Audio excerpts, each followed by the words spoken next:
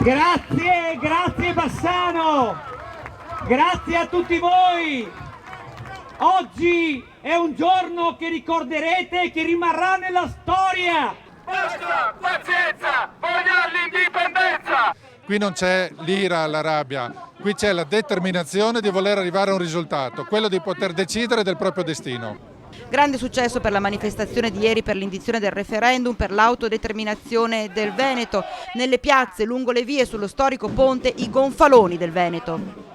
Bassano è la città ideale del Veneto, nel senso che rappresenta per dimensioni, per caratteristiche, per collocazione, per storia il Veneto ideale. È un Veneto che vuole essere libero, un Veneto che vuole essere indipendente, un Veneto che vuole autogovernarsi con le proprie risorse e quindi vuole tornare ad essere quello che è stato per 1100 anni, una repubblica indipendente e sovrana. Qui non si tratta di mettersi col cappello in mano di fronte alle istituzioni degradate, fagocitate, distrutte, inesistenti ormai se non per il loro malaffare, ma bisogna agire con la forza del progetto nuovo, di un progetto che si stacca da tutta l'esperienza precedente.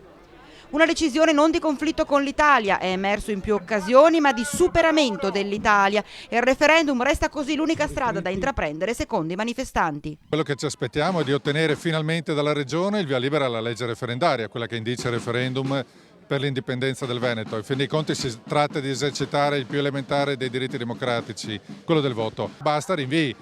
Facciamo votare i veneti, consentiamo ai veneti di poter avere questo referendum che a gran voce tutte le associazioni e i movimenti politici veneti oggi chiedono.